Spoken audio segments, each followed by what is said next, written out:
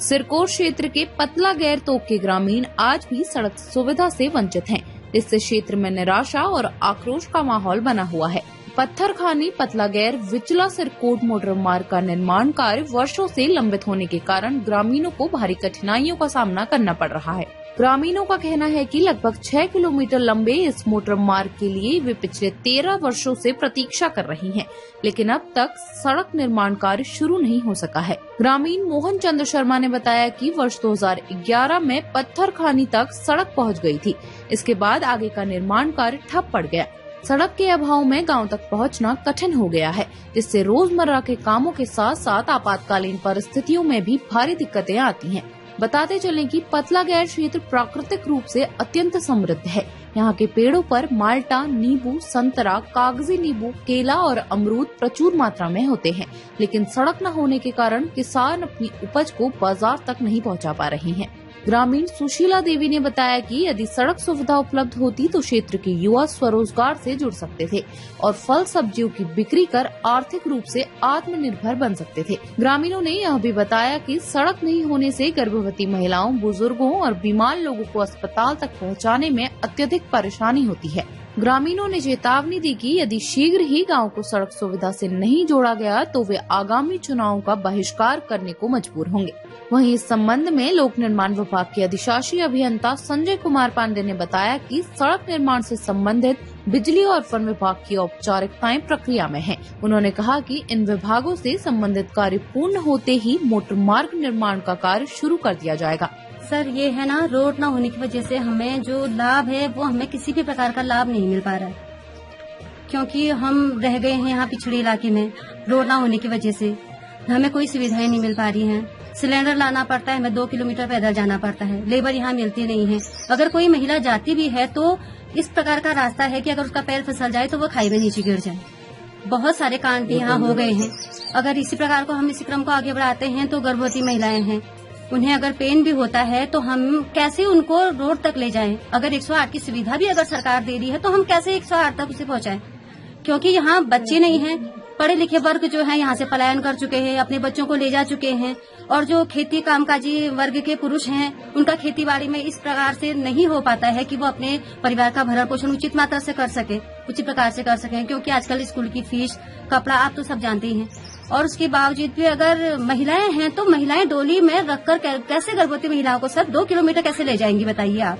यही जो एक मुख्य कारण है पलायन का। बुजुर्ग लोग हैं, बुजुर्ग लोग जो घर में हैं वो एक दूसरे का सहारा कैसे बनेंगे? बच्चे उनके बाहर है, वो कैसे देख रहे, कैसे रोड न होने की वजह से कैसे उनको सुविधाएं मिलेंगी? कुल मिलाकर सर ये है कि हमारे गांव में जो है दयनीय स्थिति हो गई है। जबकि हम 21वीं शताब्दी में चले गए हैं। 2027 में सरकार फिर से हमें विनम्र निवेदन करेगी कि आप आइए और हमें भारी मतों से विजयी बनाइए। कैसे सर? हम तो जनप्रतिनिधियों से कहते कहते थक चुके हैं कि सर प्लीज आप आइए, देखिए हमारे समाज को, हमारे रास्तों को देखिए, हमारी स्थिति को देखिए, कुछ तो कीजिए। और नहीं सर, देखा जाता है, हमें छापा भी जाता है, उसके बाद अनदेखा करके फिर वही दिलासा दिया जाता है।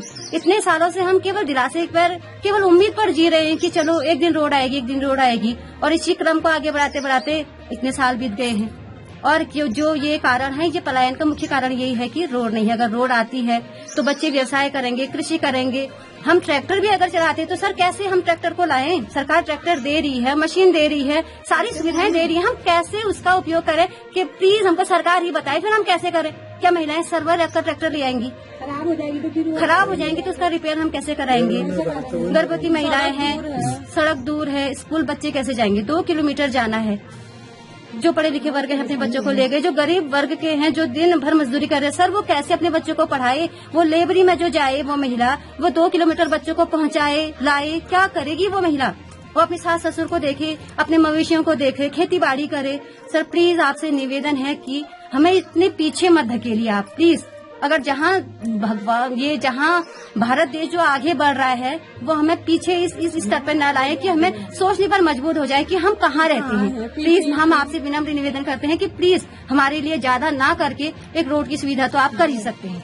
मोहन शर्मा सिरकोट से बोल रहा हूँ सर। यहाँ बहुत दिक्कत है, बहुत परेशानी है। 2011 में ये रोड आ गई थी सामने पहाड़, तब से जो है अभी तक वो जैसे कि तैसे पड़ी हुई है। अभी जो है लोग कितने प्लान कर चुके हैं आदमी यहाँ से, कम से कम 10 बार मुआवजे तो ऐसे प्लान कर चुके हैं।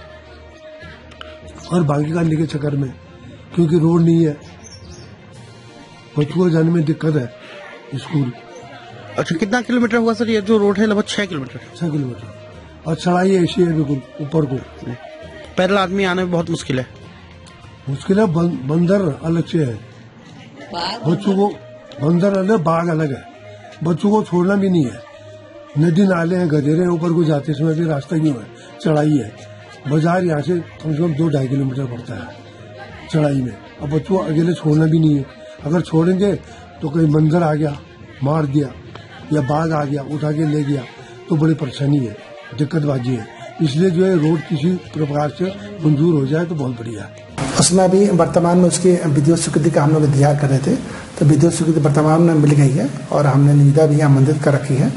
उस बेड़ों का छपान कटान किया जाना है। छपान कटान करने के लिए हम लोग कुछ उसमें पॉइंट थे, उसको हम लोग डिमार्केशन किया जा रहा है। डिमार्केशन हो जाएगा तो फिर हम लोग लिस्ट बना करके वन विभाग उसको वन निगम से करवाएगा। उसके बाद तब उसकी हम लोग सड़क निर्माण का कार्य करेंगे।